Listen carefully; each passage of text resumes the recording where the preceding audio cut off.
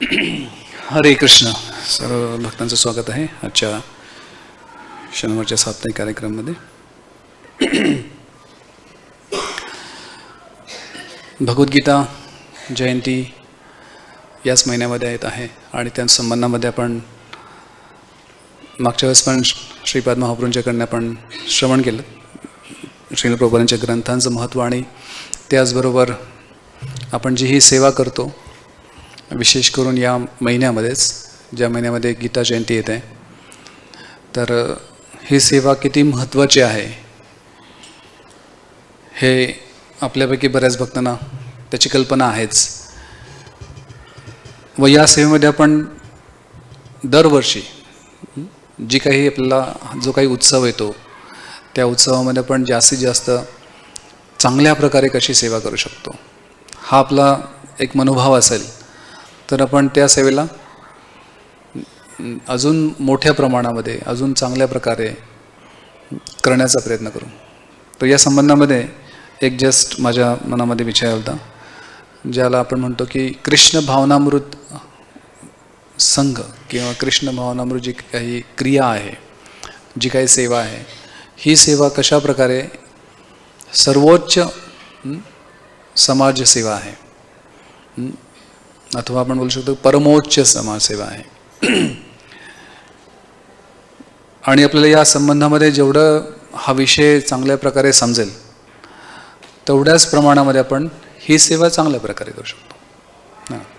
म्हणजे कुठल्याही विषयाबद्दल आपल्याला चांगलं ज्ञान प्राप्त असेल तर आपण तो विषय आणि त्या विषयाच्या अनुषंगाने आपण ज्या काही क्रिया असतील त्या चांगल्या प्रकारे करण्याचा प्रयत्न करू.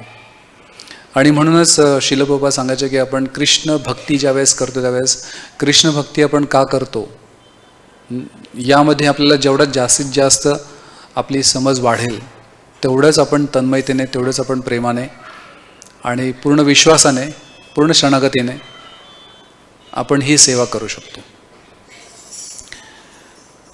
तर या संबंधामध्ये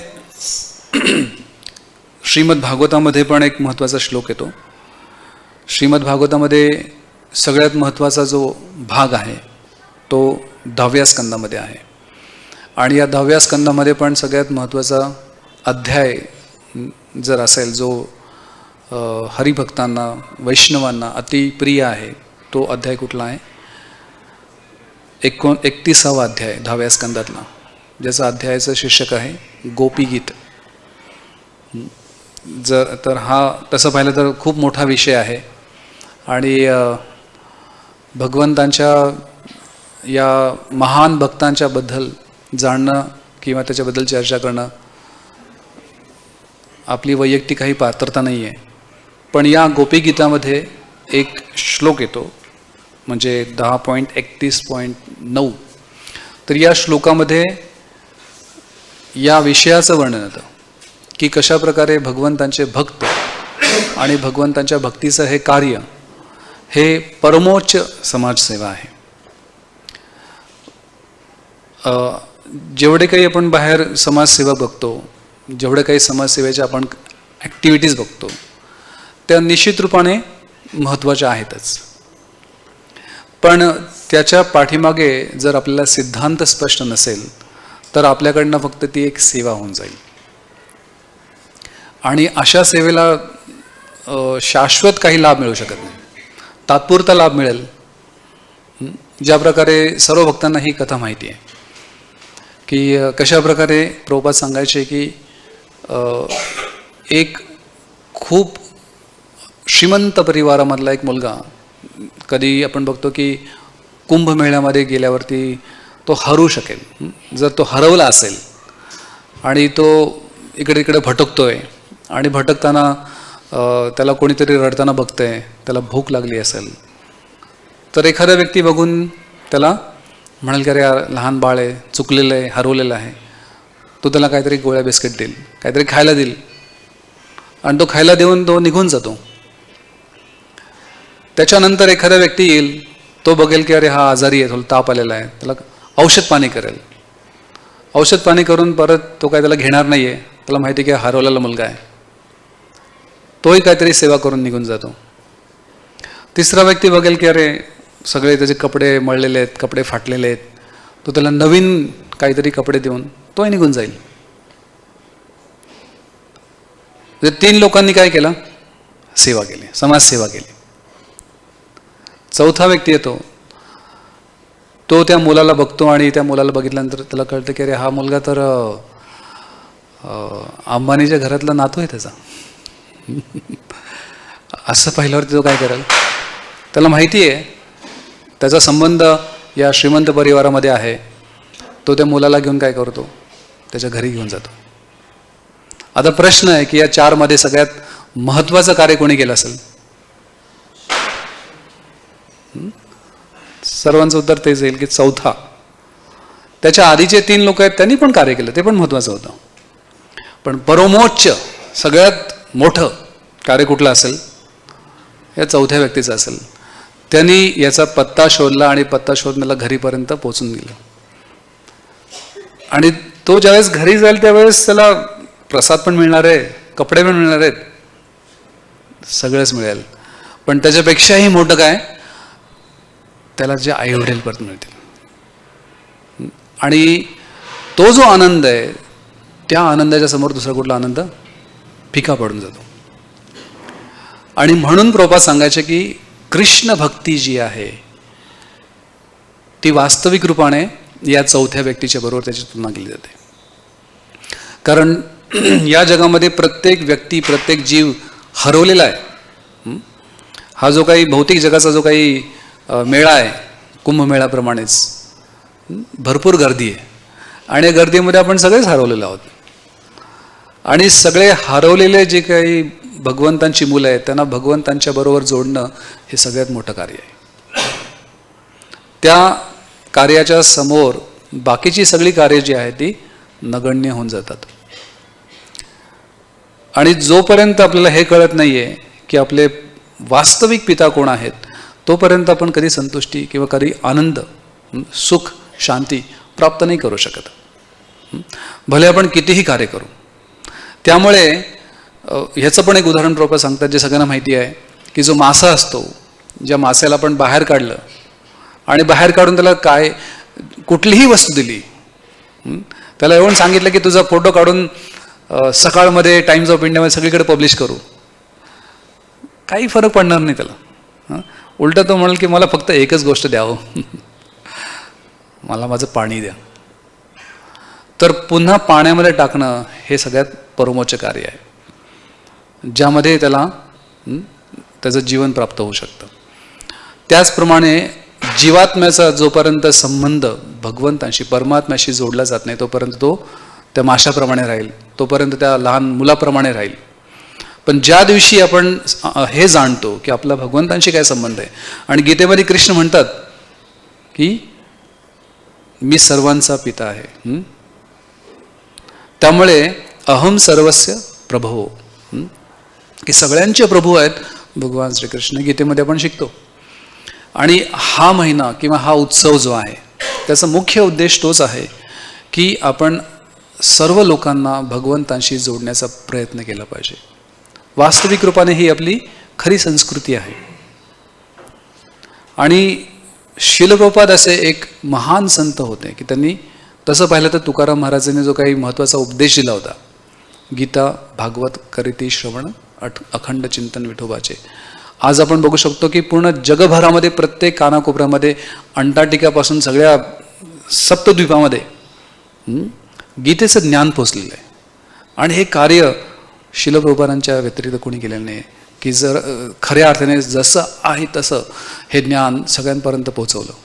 त्यामुळे ही जी काही सेवा आहे ती सगळ्यात मोठी सेवा श्रील प्रभुपादांनी केली पूर्ण जगासाठी.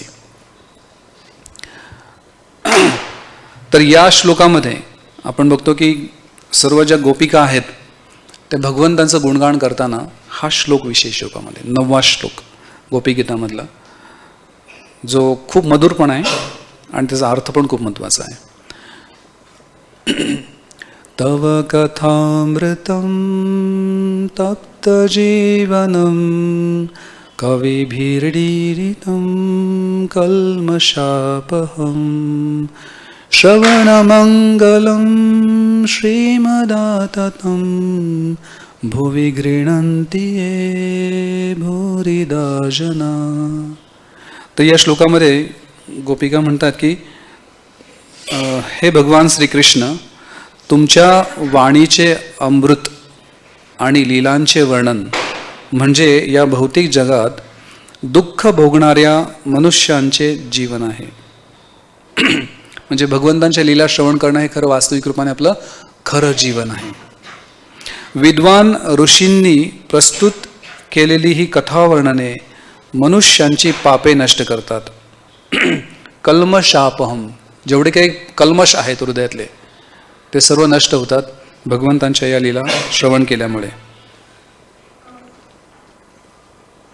आणि ही वर्णने श्रवण करणाऱ्या श्रोत्यांवर असीम भाग्याची वृष्टी करतात. तुमच्या या दिव्य कथा आध्यात्मिक शक्तीने संपन्न असून संपूर्ण जगभर प्रसारित होत असतात. यास्तव जे लोक या जगामध्ये तुमच्या लीला कथांचा आणि संदेशाचा प्रचार करतात ते सर्वाधिक उदार लोक आहेत. तर हा जो काही शेवटचं वाक्य जो आहे किंवा हा शब्द आहे भूरिदा जना, तर ह्याचा अर्थ होतो भूरिदा म्हणजे उदार. म्हणजे सगळ्यात मोठी उदारता कुठली असू शकेल की जो व्यक्ती सगळ्यात मौल्यवान गोष्ट दुसऱ्या व्यक्तीला भेट देतो. आणि या जगात सगळ्यात मौल्यवान गोष्ट कुठली असेल? कोहिनूरचा हिरा नाही आहे. सगळ्यात मोठी मौल्यवान वस्तू आहे कृष्ण.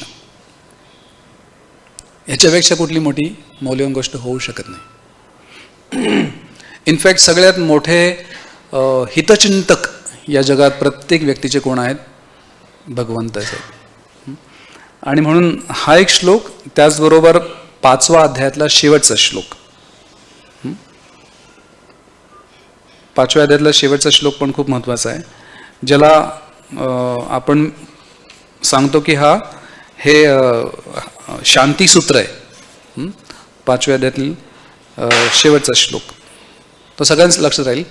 5व्या अध्यायातला शेवटचा श्लोक हे गीतेचं शांतीसूत्र आहे.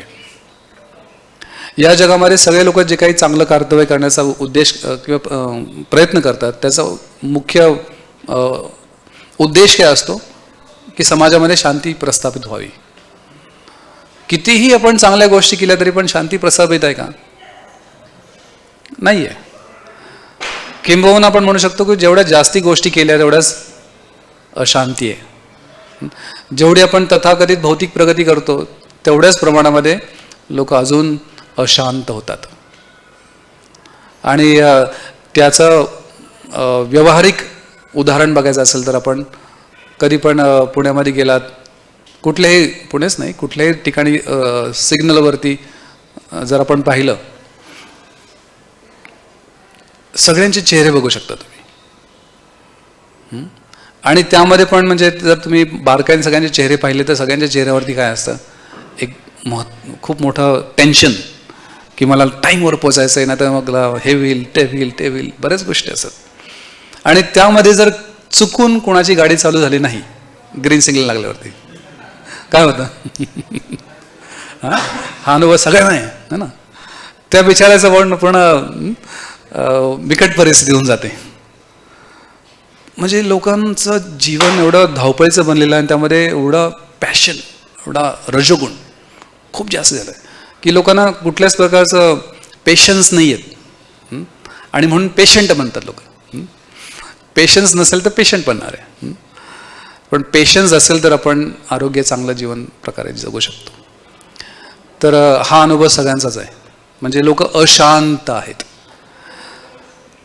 आणि कृष्ण गीतेमध्ये काय म्हणतात? अशांतस्य कुतः सुखम.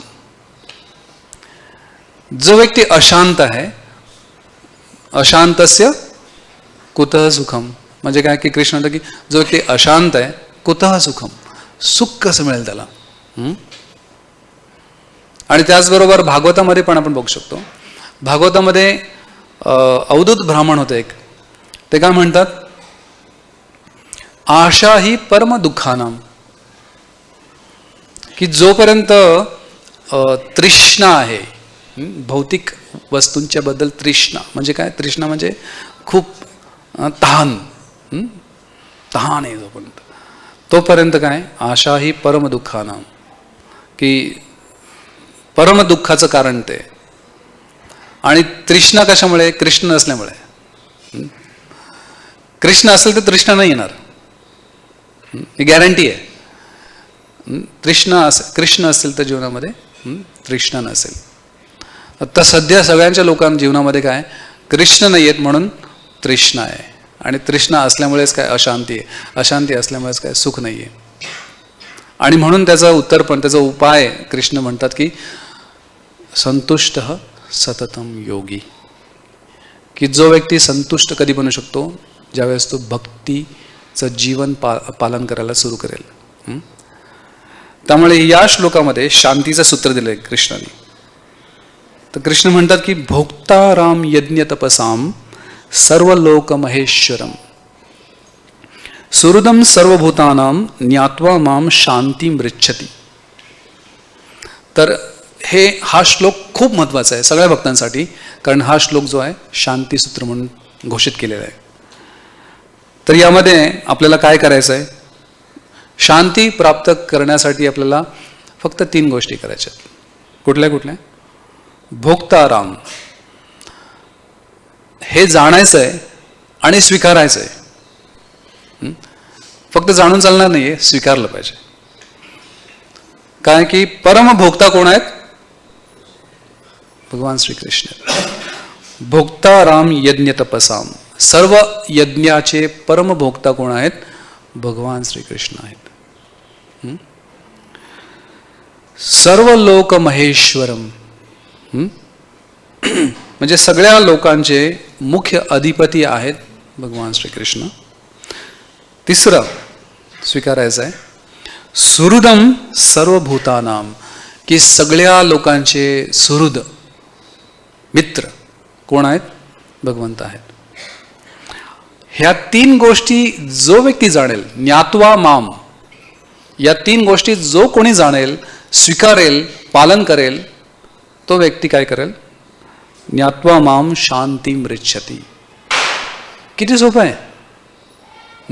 शांती प्राप्त करण्यासाठी एकदम सोपा फॉर्म्युला आहे. आणि याच श्लोकामध्ये प्रभुपाद याचं वर्णन करतात की कशा प्रकारे हे ज्ञान सांगणं, या ज्ञानाचा प्रचार करणे, ही खरी मोठी समाजसेवा आहे. कारण जगामध्ये सर्व गोष्टी भरपूर प्रचुर मात्रामध्ये उपलब्ध आहेत. लोकांना खर्च कसा करायचा हेच माहिती नाही आहे. आपले सर्वांना आश्चर्य वाटेल, 2000 एक व्यक्ती सांगत होते 2023 मध्ये, म्हणजे दरवर्षी भरपूर लोक भरपूर काही खर्च करतात. त्याच्यामध्ये फक्त आम्ही एक म्हणजे पूर्ण जगातला जो काही खर्च होतो ना, त्यातला एक भाग बघत होतो. कशावरती? पेट ॲनिमल्सवरती. पेट ॲनिमल्स म्हणजे सगळ्यांना माहिती ना, पेट ॲनिमल्स, पाळीव प्राणी घरातले जेवढे काय, त्यावरती फक्त एक देश, त्याचा आम्ही वाचन करत होतो, अभ्यास करत होतो. फक्त अमेरिकेमध्ये 2023चा तुम्ही ऑनलाईन पण बघू शकता, चेक करू शकता. 2023 मध्ये किती खर्च झाला असेल?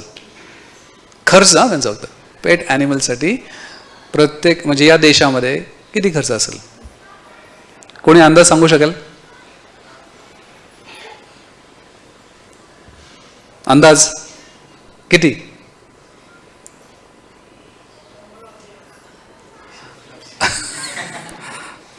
जवळपास बरोबर आहे. $148 बिलियन.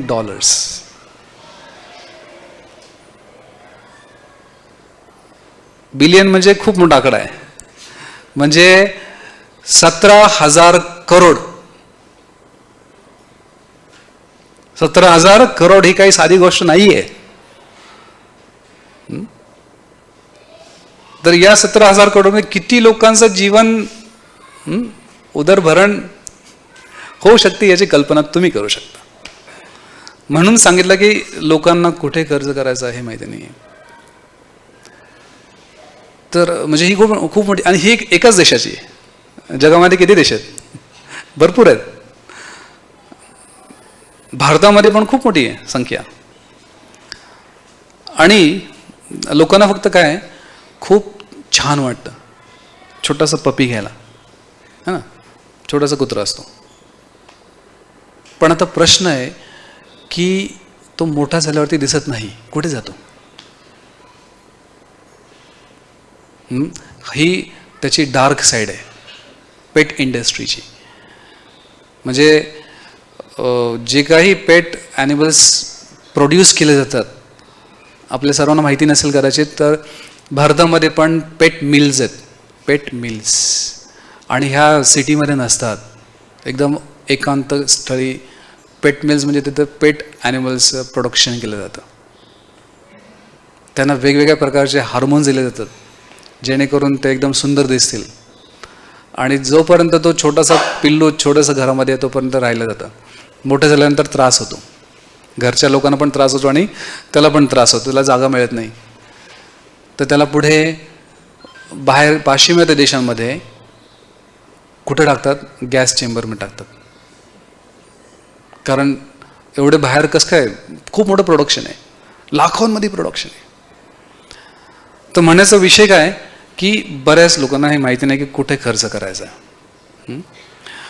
कुठे परमोच्च सेवा होऊ शकते.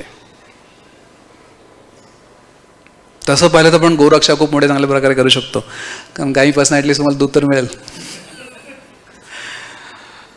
गायींच्या पासून तुम्हाला मनशांती पण प्राप्त होऊ शकते. आता हे पण खूप मोठं सत्य आहे की परदेशामध्ये, अमेरिकेमध्ये जिथे जिथे गोशाळा आहेत तिथे गोशाळेमध्ये जाण्यासाठी त्यांच्या काही फीज आहेत. आपल्या गोशाळेमध्ये फी लावलेली नाही आहे. तिथं गोशाळेमध्ये फी असते एका तासाला $100. गायींच्या गोशाळेमध्ये जायला $100 एक तासासाठी. $100 म्हणजे किती झाले? 70 इंटू किंवा आता 81 ना, 81 इंटू 100 किती झाले?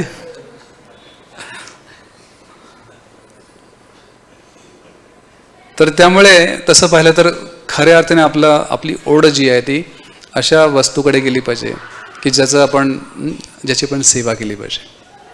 तर ही खरी सेवा होऊ शकते आपल्या जीवनामध्ये ज्यावेळेस आपल्याला समजेल की परमोच्च सेवा कुठली आहे. आणि म्हणून गोपिका या ठिकाणी म्हणतात की भोरीदाजना, उदारत्व जी आहे. तर खरा उदार व्यक्ती कधी होऊ शकतो? ज्यावेळेस तो भगवंतांची भेट लोकांना देतो किंवा भगवंतांच्या समवेत जेवढ्या काही गोष्टी संबंधामधल्या आहेत त्या भगवंतांच्या जवळ तो प्रदान करतो लोकांच्या जवळ. तो खरा व्यक्ती खऱ्या अर्थाने उदार होऊ शकतो.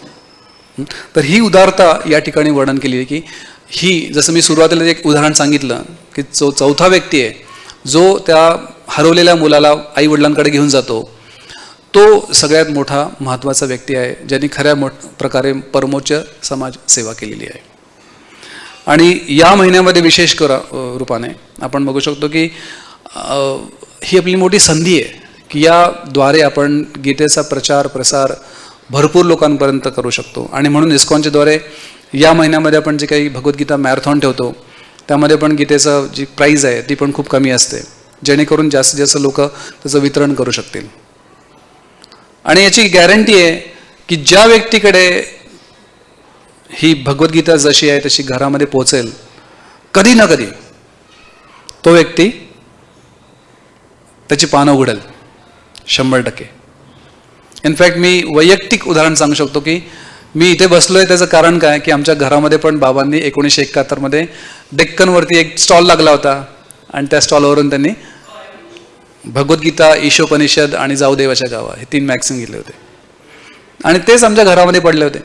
आणि परीक्षा आल्यावर त्यावेळेस मी वाचायचो, परीक्षेचं टेन्शन कमी करण्यासाठी, की जेणेकरून काही श्लोक वाचले तर थोडं स्ट्रेस कमी होतो म्हणून वाचायचो.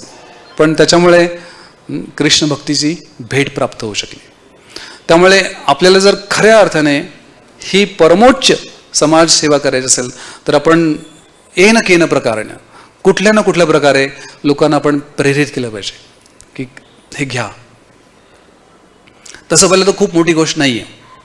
जसं मी कालच एक ओळखीची व्यक्ती आहेत, त्यांना विचारलं की तुमच्या घरी इस्कॉनचे शिल प्रभुपादांची पुस्तकं आहेत का? ते म्हणले नाही आहेत. त्यांना म्हटलं तुमचे वडील आता ते मोठे शिपचे कॅप्टन आहेत, आपल्या गोशाळा खूप सेवा करतात ते. तर त्यांना म्हटलं की तुम्ही पुस्तकं पण घ्या. तर म्हणलं ठीक आहे, काही प्रॉब्लेम नाही. मग त्याने पूर्ण संच घेतला. त्याचबरोबर एक दुसरे एक मयंक बापट म्हणून, ते आम्हाला 2 वर्षापूर्वी आमची भेट झाली आणि त्यांनी गो सेवेसाठी आम्हाला फोन केला होता. ते म्हणलं की तुमची गोशाळा आहे असं मी पाहिलं की त्या गोशाळेमध्ये काही सेवा करायची. आणि ते गेल्या 2 वर्षापासून सेवा करतात. दर महिन्याला ते त्यांचा चांगला मोठा व्यवसाय पण आहे. दर महिन्याला ते जो काही गायींचा खर्च असेल त्यापैकी दर महिन्याला 25,000 रुपये देतात. ते त्याचं गायींचं खाद्य स्वतःच खरेदी करतात, खरेदी करून आणतात, म्हणतात की माझी गोसेवा आहे. पण गोसेवा करत करत आता ते 16 माळा करतात. तर आपण बघू शकतो की फक्त गायींची सेवा केली तर तो व्यक्ती भगवंतांच्या भक्तीला जोडला जातो. त्यामुळे याद्वारे म्हणजे या महिन्याचा उपयोग करून किंवा या गीता जयंतीचा उपयोग करून, मोक्षदा एकादशीचा उपयोग करून किंवा त्या संधीचा लाभ घेऊन आपण बऱ्याच लोकांना रिक्वेस्ट करू शकतो. आणि म्हणून बऱ्याच वेळा सांगत असतो की आपण फक्त आपल्याला काय करायचं आहे, विनंती करायची.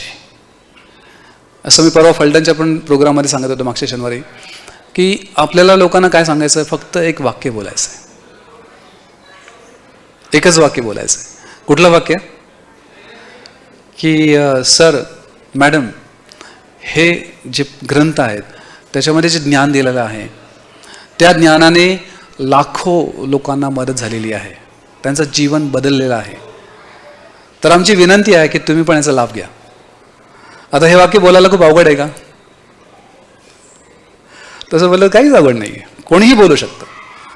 आणि हे वाक्य बोलल्यानंतर तो जो व्यक्ती चांगला असेल तो काय म्हणेल? हो किंवा नाही, बाकी काही म्हणणार नाही. हो किंवा नाही म्हणेल. तर आपण तेवढं वाक्य जर बोललो तर आपला काही खर्च होणार आहे का? नाही होणार आहे. पण हे वाक्य बोलल्यानंतर कदाचित त्याचा खूप मोठा लाभ होऊ शकतो, त्याला खूप मोठी संधी प्राप्त होऊ शकते, त्याच्या जीवनामध्ये खूप मोठा बदल होऊ शकतो.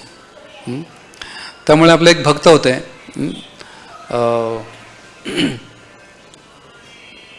खेमचंद, मुंबईचे एक व्यक्ती आहेत. मी मला वाटतं इथे सांगितलं होतं मागच्या वेळेस एक ही कथा. खेमचंद नावाचे एक गृहस्थ होते आणि त्यांना पण असंच कोणीतरी रोडवरती स्टॉलवरती बांद्राचा रेल्वे स्टेशनवरती आपले भक्त उभे होते आणि त्या भक्तांनी स्टॉल लावला होता. स्टॉलमध्ये त्यांना रिक्वेस्ट केली होती की सर तुम्ही प्लीज ही भगवद्गीता घ्या, तुम्हाला खरंच मदत करेल. त्यांना काय एवढं काय जास्त इंटरेस्ट नव्हता, पण त्यांनी त्या भक्तांना पाहिलं आणि त्यांची नम्रता पाहिली. ते म्हणले ठीक आहे, काय मला काय उपयोग नाही याचा, पण आता तुम्ही म्हणताय तर मी घेतो. आणि तो भक्त म्हणला ठीक आहे सर, थँक्यू सो मच. मग त्याने घेतली आणि त्यांच्या घरामध्ये त्यांनी जशी आहे, जसं आपण प्रत्येकच म्हणतो, जशी आहे तशी ठेवून दिली. त्यांना वाचनाचा छंद होता, पण त्यांनी त्यांच्या शेल्फमध्ये भरपूर पुस्तकं होती आणि त्याच्यामध्ये एकदम शेवटी लास्ट नंबरला जेणेकरून दिसणार नाही अशा पद्धतीने त्यांना त्या गीतेला ठेवलं होतं. बाकीची सगळी पुस्तकं ते दररोज रेग्युलरली कधी कधी वाचायचे. आणि एक दिवशी सगळं वाचन करून झाल्यानंतर मग त्यांचा काहीतरी लाईफमध्ये काहीतरी मोठा प्रॉब्लेम झाला. त्यांचा जो काही बिझनेस होता त्या बिझनेसमध्ये त्यांच्याच पार्टनरनी त्याला फसवलं. आणि आता तो खूप मोठा धक्का होता, कारण ज्यावेळेस एखादा नवीन व्यक्ती आपल्याला फसवतो त्यामध्ये काही प्रॉब्लेम येत नाही, पण जीवलग मित्रच जर फसवेल त्यावेळेस तो जो काही शॉक असतो त्या शॉकमध्ये यायला खूप वेळ लागतो. आणि त्या दिवशी ते घरी गेले आणि त्यांचा खूप मोठा लॉस झाला होता, लाखो रुपयांचा लॉस झाला होता. त्यांना काही सुचत नव्हतं, घरामध्ये बसले होते. आणि त्याच्यानंतर मग त्यांनी दुसऱ्या दिवशी पण आता त्यांच्या बिझनेसला गेले नाही ते. मग घर त्यांनी साफ करायला चालू केलं, कारण काहीतरी मनाला एंगेजमेंट पाहिजे ना. मग घर साफ करता करता त्यांचा जो काही पुस्तकांचा जो काही शेल्फ होता तो साफ केला. जेवढी पुस्तकं होती सगळे रद्दीमध्ये टाकून दिले. आणि सगळ्या पुस्तकाच्यावर धूळ पण बसली होती. आणि शेवटी त्यांच्या हातात कुठलं पुस्तक आलं? त्यांनी काढता काढता त्यांना तो दिवस आठवला. अरे, त्या मुलाने सांगितलं होतं की हे पुस्तक तुम्हाला मदत करेल संकटकाळी. आणि त्यांनी पुस्तक ते 2 वर्षानंतर त्यांनी पुन्हा त्या पुस्तकाला घेतलं, या प्रोपारांच्या पुस्तकाला. त्याला थोडं पुसलं व्यवस्थित आणि त्याच टेबलवरती बसले. आता त्यांचं मन एकदम पूर्णपणे डिस्टर्ब होतं. आणि अशा डिस्टर्बन्समध्ये त्यांनी गीता वाचन करायला सुरू केलं. जी सुरू केली 2 दिवस काहीच बघितलं नाही, फक्त वाचन काढलं. आणि त्यावेळेस त्यांना समजलं की या जगामध्ये आपण भगवान श्रीकृष्णांच्या व्यतिरिक्त कुणावरती कधीच विश्वास ठेवू शकत नाही. हा मुद्दा म्हणजे हा जो श्लोक आहे, सुहृदम सर्वभूतानाम, सगळ्यात जवळचा मित्र मी आहे असं कृष्ण म्हणतात. आणि भगवान श्रीकृष्ण कधी कुणाला धोका देणार नाहीत. आता त्यांचं लाईफमध्ये तोच पार्ट चालू होता ना, की त्यांच्या मित्रांनी त्याला धोका दिला होता. आणि त्यांना वाटलं की हा मित्र, आपण म्हटलो एवढ्या लहानापासून त्याला मित्र म्हणून स्वीकार केला आणि ह्यानेच मला फसवलं. आणि ज्यावेळेस हा श्लोक पाहिला, वाचला की सुहृदम सर्वभूतानाम, की सगळ्यात मोठा सुहृद मी आहे, हे भगवंत सांगतात. आणि भगवान श्रीकृष्णाने त्यांच्या भक्तांना सतत कृपाच दिलेली आहे, सतत त्यांनी मदत केलेली आहे. आपण कुठेही बघत नाही की कृष्णाने त्यांच्या भक्तांना फसवलं, कधीच नाही आहे. कुठल्या इतिहासामध्ये बघितलं नाही. महाभारतामध्ये बघू शकतो की प्रत्येक पावलोपावली भगवंतांनी त्यांना रक्षण दिलं.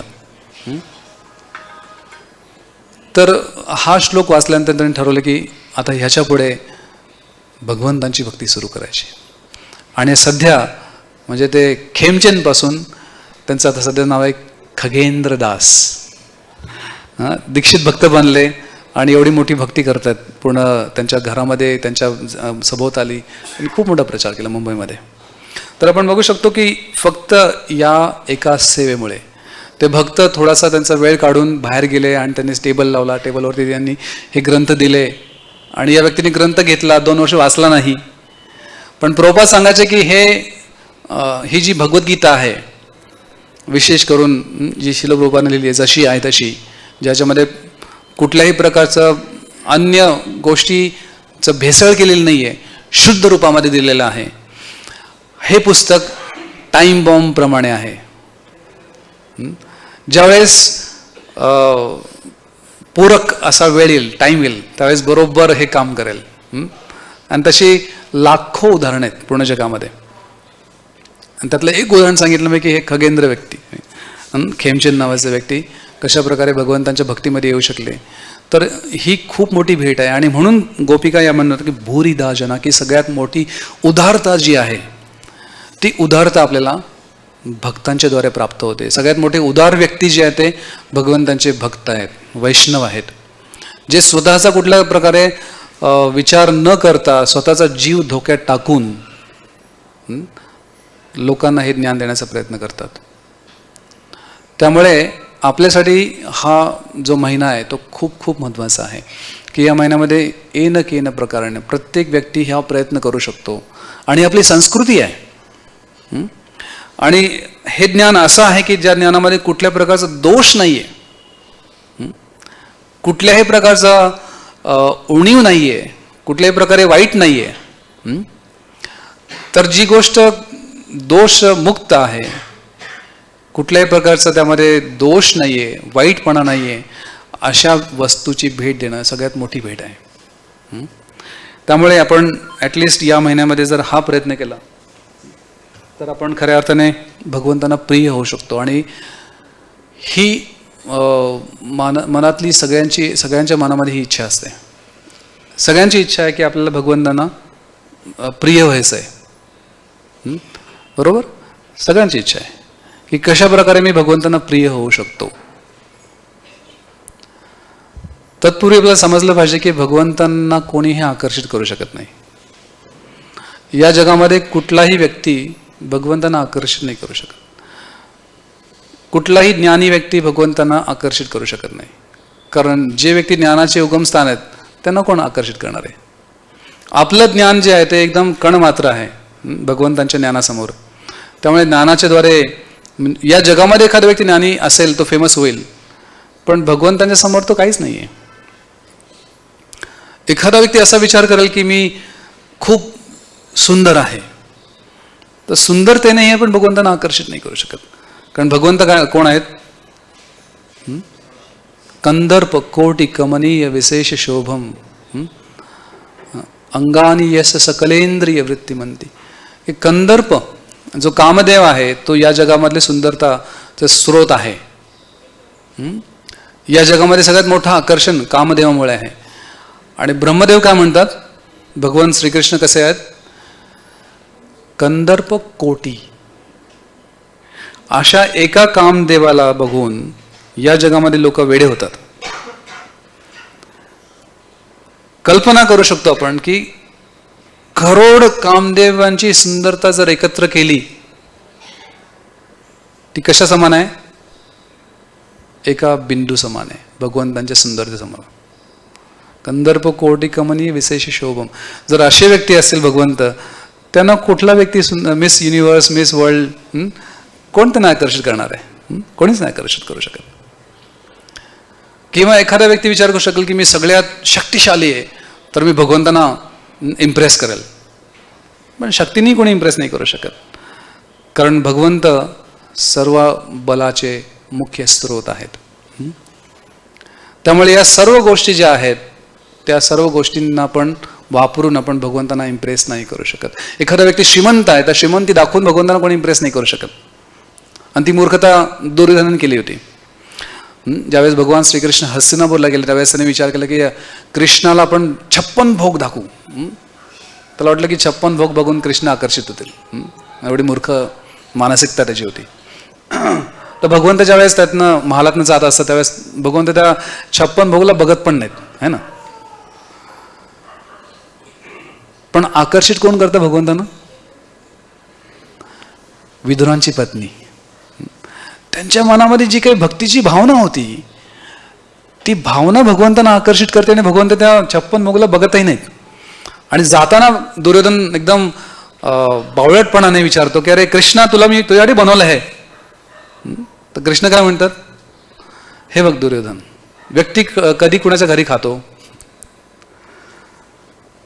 जिथे प्रेम असेल तिथे, आणि दुसरे म्हणजे भूक असेल तिथे. मला भूकही नाहीये आणि तुझ्या मनात माझ्याप्रती प्रेमही नाहीये.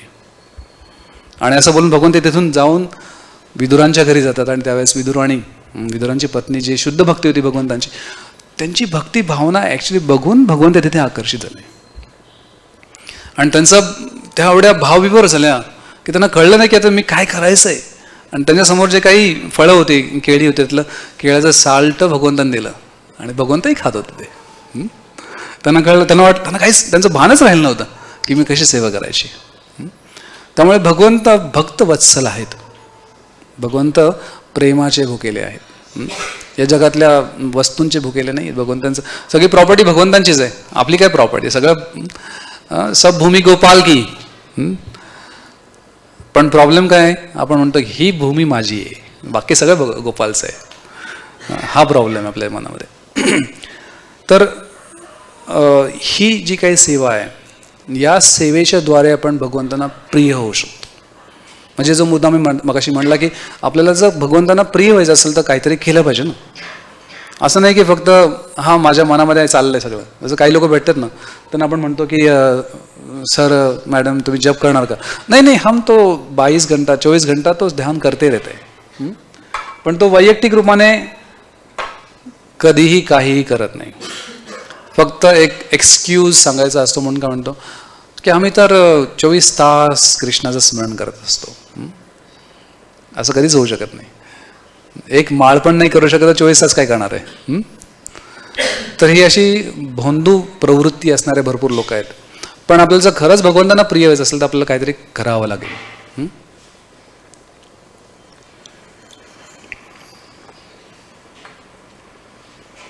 आणि ही गोष्ट खूप भगवंतांना प्रिय आहे की त्यांच्या ज्ञानाचा प्रचार आणि प्रसार. त्यामुळे सगळ्यांची इच्छा आहे ना, तुम्हाला प्रिय व्हायचं भगवंतांना असेल तर जोरात हो हरिबोल म्हणू शकतो. जोरात नाही म्हटलं. अजूनही जोरात नाही वाटलं. Yes. तर याबद्दल भगवंत डायरेक्ट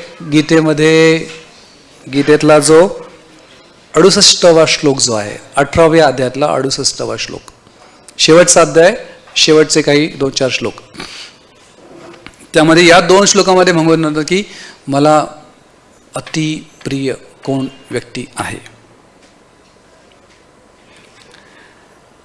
तर हा श्लोक खूप महत्त्वाचा आहे. तुम्ही घरी गेल्यावरती पुन्हा एकदा वाचा. य इदमं परमं गुह्यं मद्भक्तेश विधास्यति भक्ती मयी परा कृत्वा मामे वैशिष्ट्य संशय. या ठिकाणी भगवंत म्हणतात की य इदम परमं गुह्यम, की हे जे परम गुह्य ज्ञान जे आहे भगवद्गीतेमधलं, की या ज्ञानाच्या पलीकडे कुठलंच ज्ञान नाही आहे. जो व्यक्ती हे ज्ञान इतर चांगल्या मानसिकतेच्या लोकांना प्रदान करेल, या ठिकाणी भगवंत म्हणतात की भक्तांना हे देईल. भक्त किंवा जे काही भगवंतांच्या बद्दल ईर्ष्या करत नाही, जे लोक चांगले आहेत, अशा लोकांना हे ज्ञान जो व्यक्ती देईल, म्हणजे आपल्याला फक्त हीच एकच गोष्ट करायची, एकच सेवा करायची. तर या सेवेच्या साधी म्हणजे ह्या श्लोकामध्ये कृष्ण ॲक्च्युली 2 वेळा महत्त्वाचा एक विशेष भर देतात, निश्चितपणे. म्हणजे हा श्लोक खूप महत्त्वाचा आहे की जो व्यक्ती ही सेवा करेल त्याला निश्चितपणे शुद्ध भक्ती प्राप्त होईल. म्हणजे ही खूप मोठी गोष्ट आहे ॲक्च्युली. शुद्ध भक्ती देणं एवढं सोपं नाही आहे. आपण कदाचित थोडा जास्ती गहनतेने विचार नसेल केला की भक्ती सगळे लोक करतात, पण शुद्ध भक्ती करणं एवढं सोपं नाही आहे. जसं प्रभुपाद सांगतात बऱ्याच वेळा की भक्तिमय सेवा जी आहे ती खूप साधं दिसतं. It's very simple but it is not very easy. की खूप दिसायला साधं आहे ना, की काय करायचं आपल्याला, हरे कृष्ण कृष्ण कृष्ण हरे हरे, हरे राम राम राम हरे हरे, या महामंत्राचा जप करायचा आहे. किती सोपं आहे ना, कोणी करू शकतं, बरोबर. पण नियमित रूपाने चांगल्या भावनेने, अजून सखोलतेने, शुद्ध भावनेने करणं एवढं सोपं नाही. उच्चारण करणं खूप सोपं आहे, पण हृदयातून उच्चारण करणं एवढं सोपं नाही. त्यासाठी पूर्ण जीवन लागेल. पण ज्या दिवशी आपण हृदयातून हा हरे कृष्ण महामंत्र उच्चारण करू, ही गॅरंटी आहे की त्या व्यक्तीला भगवंतांची शुद्ध भक्ती मिळेल. त्या व्यक्तीला भगवंत पूर्णपणे संरक्षण देतील. तसं पाहिलं तर भगवंत सगळ्यांना संरक्षण देतात, पण अशा शुद्ध भक्तांचं विशेष संरक्षण भगवंत करतात. आणि म्हणून ज्यावेळेस अश्वत्थाम्याने एकदम निष्ठुरपणे कुठल्याही मानवतेचा विचार न करता जो काही शेवटचा अंश यदुकुळातला कुरुवंशातला राहिला होता, परीक्षित, उत्तरेच्या गर्भामध्ये असताना पण त्यांनी ब्रह्मास्त्र सोडलं. तर आपण बघू शकतो की त्यावेळेस उत्तरेने कोणाचीही मदत नाही मागितली, फक्त कृष्णाची धाव घेतली. कुणालाही बोलले नाही. त्यांच्या अर्जुनाला बोलले असल्या, पण अर्जुनाला पण बघितलं नाही, कोणालाच नाही. उत्तर म्हणते कृष्ण कृष्ण महाबाहो, हे कृष्ण तुम्हीच माझं रक्षण करू शकता, अन्य कोणीच नाही करू शकत. आणि त्या क्षणाला म्हणजे अश्वत्थामाने वास्तविक रूपाने ते अस्त्र 5 पांडव आणि परीक्षित या 6 लोकांना मारण्यासाठी सोडलं होतं. त्यामुळे पांडवांनी काही केलं असतं तरी पण ते वाचले नसते. हा शेवटचा प्रहार होता. पण त्या क्षणाला भगवंतांनी त्यांचं सुदर्शन चक्र काढलं. सुदर्शनच्या समोर कुठलंच अस्त्र काम करू शकत नाही. त्यामुळे सुदर्शनाच्या द्वारे सगळ्या पांडवांचं रक्षण केलं आणि स्वतः परमात्म्याच्या रूपामध्ये उत्तरेच्या गर्भामध्ये प्रवेश केला. आणि तिथे पण त्यावेळेस तो गर्भ पूर्णपणे जळला होता. पुन्हा त्याला पुनर्स्थापित केलं आणि पुनर्जीवित केलं. तर हे रक्षण कधी करतात भगवंत, ज्यावेळेस त्यांचे भक्त शुद्ध भावनेने त्यांचं नावाचं उच्चारण करतात. हरे कृष्ण कृष्ण कृष्ण हरे हरे, हरे राम राम राम हरे हरे. त्यामुळे म्हणतात प्रभुपाद की सोपं आहे पण इट इज इझी, पण सोपं नाही आहे. त्याला मराठीत काय म्हणणार, it's easy but not simple. सरळ आहे पण सोपं नाही आहे. वाक्याचं पण भाषांतर करणं अवघड आहे. तर भक्तीचा मार्ग खूप सरळ आहे पण सोपा नाही आहे. पण तो सोपा कधी होईल, ज्यावेळेस आपलं हृदय शुद्ध असेल त्यावेळेस. तर या ठिकाणी भगवंत हे प्रॉमिस देतात की जो कोणी या ज्ञानाचा प्रचार प्रसार करेल, जो कोणी या महिन्यामध्ये गीता जयंतीच्या अनुषंगाने लोकांना फक्त हे वाक्य बोलेल की कृपा करून हे ज्ञान तुम्ही घ्या, तो घेईल ना घेईल त्याचा काय फरक पडणार आहे आपल्याला. भगवंत काय बघतात, आपण प्रयत्न केला का नाही. प्रयत्न कोणी करू शकतं, त्याचं फळ मिळेल का नाही याची काही गॅरंटी नाही आहे. आणि भगवंत असं म्हणत नाही की त्याने घेतलंच पाहिजे, पण आपण म्हटल्यामुळे काय होईल, आपण भगवंतांना प्रिय होऊ शकतो. त्यामुळे पहिली भेट आहे, भगवंत म्हणतात की त्याला शुद्ध भक्ती प्राप्त होईल, म्हणजे या जीवनामध्ये तो शुद्ध भक्तीचं आचरण करू शकेल. आणि शुद्ध भक्ती जो करेल तो वास्तविक रूपाने खरं सुख प्राप्त करू शकतो. आपण सुरुवातीला जे काही बोललो त्याप्रमाणे. आणि शेवटचा पार्ट आहे की तो अखेरीस माझ्या धामाला परत येईल. ही सेकंड भेट आहे. म्हणजे वैकुंठाची प्राप्ती करण्यासाठी किती लोक योगीजन धडपड करतात पण त्यांना वैकुंठ मिळत नाही. पण जो व्यक्ती भगवंतांना प्रिय बनतो तो सहजरीतीने भगवंतामी जाऊ शकतो, वैकुंठाला जाऊ शकतो. आणि म्हणून तुकाराम महाराज म्हणून काय म्हणतात, एकदम सहज म्हणलं ना, आम्ही जातो आमच्या गावा. तर ही भेट कधी मिळेल, तुकाराम महाराजांसारखा आपण प्रचार केला तर. आणि म्हणून पुढचा श्लोक खूप महत्त्वाचा आहे, 68 आणि हा 69, ज्यामध्ये कृष्ण म्हणतात की जो भक्त हे करेल त्याला ऑलरेडी 2 भेट प्राप्त झाल्यात, 2 गिफ्ट आहेत की त्याला शुद्ध भक्ती मिळेल, वैकुंठाची प्राप्ती होईल. हे 2 गिफ्ट आहेत. पण ही सेवा करणारा व्यक्ती त्याला काय प्राप्त होईल. तिसरी गोष्ट, नच तस्मान मनुष्येषु, सगळे उच्चारण पण करू शकता, एकदम सोपं आहे. नच तस्मान मनुष्येषु कश्चिन मे प्रियकृत्तम भविता न च मे तस्माद अन्य प्रियतरो भुवी. तर वरच्या श्लोकामध्ये पण जसं भगवंत 2दा म्हणतात, निश्चितपणे, निश्चित तो माझी शुद्ध भक्ती प्राप्त करेल, निश्चित तो माझ्या धामात परत येईल. त्याचप्रमाणे या श्लोकामध्ये पण 2 वस्तूंना पुन्हा पुन्हा रिपीट करतात भगवंत. नच तस्मान मनुष्येषु कश्चिन मे प्रियकृत्तमः, की असा भक्त जो अशा प्रकारे या गीतेचा ज्ञानाचा प्रचार करतो, त्या भक्तापेक्षा मला अधिक प्रिय असं कोणीही सेवक या जगामध्ये नाही. आता हे खूप मोठं वाक्य आहे ॲक्च्युली, की डायरेक्ट कृष्ण डिक्लेअर करतायत, घोषित करतायत की जो व्यक्ती या ज्ञानाचा प्रचार प्रसार करण्याचा प्रयत्न करेल तो व्यक्ती मला या जगामध्ये या भक्तापेक्षा अन्य कोणी प्रिय नाही. पुन्हा कन्फर्म करतायत, भविता नच मे तस्माद, म्हणजे अशा भक्तापेक्षा असा भक्त मला अधिक प्रिय आहे आणि यापेक्षा दुसरा कुठला या जगामध्ये प्रिय नाही आहे. तसेच त्याच्यापेक्षा अधिक प्रिय असं कोणी होणारही नाही. खूप मोठं वाक्य आहे ॲक्च्युली. तर आपण हे जर समजलं तर आपण प्रयत्न करू शकतो. आणि कृष्ण असं बोलत नाही की तुमच्याकडनं एवढं झालंच पाहिजे, पण कृष्ण काय म्हणतात, हा प्रयत्न झाला पाहिजे.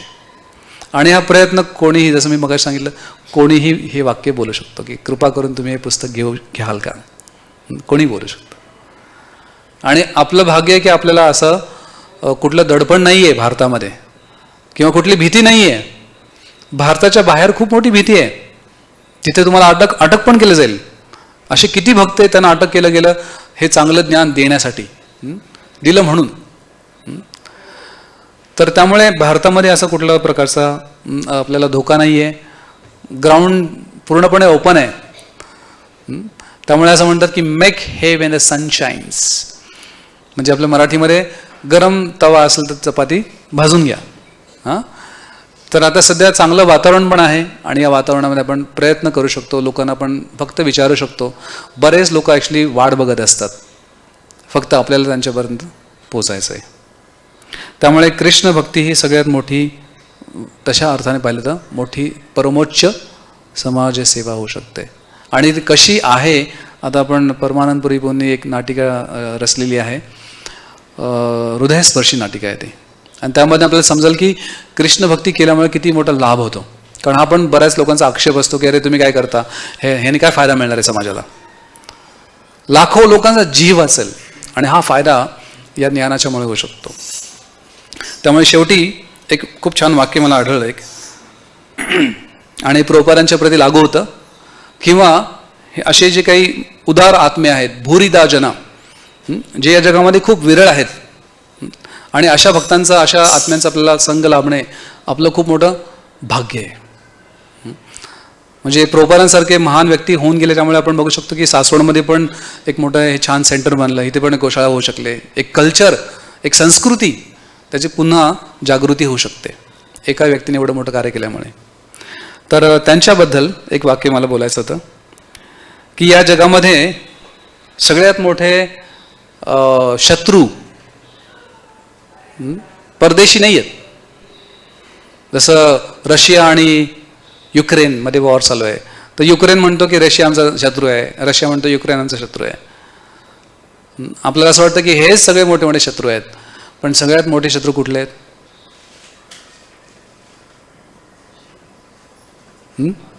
कुठले आहेत सगळ्यात मोठे शत्रू? जे परदेशात नाही आहेत, आपल्या हृदयातच बसलेले आहेत, है ना. षडरिपू, काम, क्रोध, लोभ, मोह, मद, मत्सर, या जगामधल्या सगळ्या समस्यांचं मुख्य कारण जे असेल ना, तर हे 6 शत्रू आहेत. आणि ह्या वाक्याला कोणीही अमान्य नाही करू शकत. तर हे 6 दोष जे आहेत त्याला आपण आपल्या संस्कृत भाषेमध्ये षड रिपू म्हणतो. रिपू म्हणजे शत्रू, षड म्हणजे 6. हे 6 शत्रू आहेत आपल्या हृदयामध्ये. आणि जोपर्यंत जीव या शत्रूंपासून मुक्त होत नाही तोपर्यंत तो तडफडत राहतो. फारसी भाषेमध्ये या षडरिपूंना एक नाव आहे एब. एब फारसी भाषेमध्ये नाव आहे एब. तर पुढचं वाक्य खूप छान आहे की 6 एब असं पण म्हणू. हे 6 जे एब आहेत, ज्याच्या अंगी ठासून भरले असतात त्याला आपण साहेब म्हणतो. एब म्हणजे षडरिपू. या 6 दोषांना जो सहज धारण करतो त्याला आपण साधारण म्हणतो.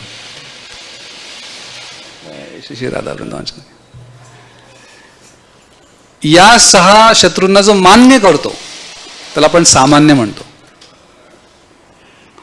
या 6 शत्रूंना जो आपल्या स्वतःच्या धाकात ठेवतो त्याला साधक म्हणतात. व या 6 जो अधू करतो त्याला साधू म्हणतात. आणि या 6 शत्रूंना जो संपूर्णपणे समूळ अंत करतो त्याला संत म्हणतात. आणि आपलं भाग्य की आपल्याला असे संत भेटले श्रील प्रभुपादांसारखे की ज्यांच्या उपदेशांचं आपण जर पालन केलं तर आपण निश्चितपणे या षडरिपूंपासून मुक्त होऊ शकतो. आणि गॅरंटी आहे. त्यामुळे कृष्ण गीतेमध्ये म्हणतात की बहुनी मे व्यतीतानी जन्मानी तव चार्जना, की असे बहुसंख्येने असंख्य लोक या षडरिपूंच्या पासून मुक्त झालेले आहेत. आणि त्याचं एक ज्वलंत उदाहरण जे आपण आज बघणार आहोत की ज्यामध्ये कशा प्रकारे या भक्तीचा प्रचार केल्यामुळे, या भगवद्गीतेचं वितरण केल्यामुळे, किंवा भक्त प्रत्येक वेळेस त्याचं वाचन करायचा प्रयत्न करतात. बरेच लोक दिवसभर सटरफटर काहीतरी वाचत राहतात, वेगवेगळ्या न्यूज वाचत राहतात, कादंबऱ्या वाचत राहतात, ज्या शिळ्या बातम्या आहेत सगळ्या. भागवत ग्रंथामध्ये त्याचं वर्णन केलेलं आहे की ही सगळी जी काही साहित्य आहेत ती कशाप्रमाणे आहेत. जिथे कावळे एकत्र येतात कचरा कुंडीमध्ये, जिथं सगळं सडलेलं पडलेलं आहे, तर हे सगळे जे भौतिक वादाची साहित्य जी आहेत ना ती त्याप्रमाणे आहेत. आणि भागवत ग्रंथ जो आहे तो कशाप्रमाणे आहे, भगवद्गीता आणि भागवत, मानसरोवरमध्ये एवढी शुद्धता आहे ना, त्याप्रमाणे हे आहे. जिथे हंस येतात, कुठल्याही प्रकारे तुम्ही कधी बघणार नाही की मानसरोवरमध्ये कुठला कावळा गेला चुकून, नाही जाणार तो कधी. कावळा अशाच ठिकाणी जाईल तिथे सडलेलं आहे, तिथे पस आहे, पू आहे, अशा गोष्टी खाईल तो. त्यामुळे या भक्तीचा प्रचार आपण जर केला, ह्याचं ज्ञान लोकांपर्यंत पोहोचवलं, तर लोक कावळ्यापासून हंस बनतील. आणि परमहंस हा शब्द सगळ्यांना माहिती आहे की शुद्ध भक्तांना आपण परमहंस म्हणतो. त्याचं कारण काय असेल? हंस ज्या प्रकारे दुधातलं पाणी वेगळं करतो आणि फक्त दूध पितो, प्राशन करतो, त्याचप्रमाणे शुद्ध भक्त जे असतात त्यांना आपण परमहंस म्हणतो. का? कारण ते या भौतिक जगामध्ये सगळ्यात महत्त्वाचा जो काही विषय आहे, भगवंतांची भक्ती, कृष्ण भक्ती, ह्याच फक्त विषयाला ते स्वीकार करतात आणि बाकी सगळ्या गोष्टींना त्याग करतात. तर अशा प्रकारे आपण हा जो ड्रामा बघणार आहोत, खरंच या कथेमुळे आपण काही भक्तांनी कथा पहिले ऐकली असेल, पण कशा प्रकारे गीतेचं वितरण केल्यामुळे, गीतेचं आपण वाचन केल्यामुळे खूप मोठी समाजसेवा होऊ शकते. हरे कृष्ण. ग्रंथराज श्रीमद् भगवद्गीता की, श्रीमद् भागवतम की, जगद्गुरु श्रील प्रभुपाद की, अनंत कोटि वैष्णव वृंद की, गीता वितरण मैराथन की, श्री गीता जयंती महोत्सव की.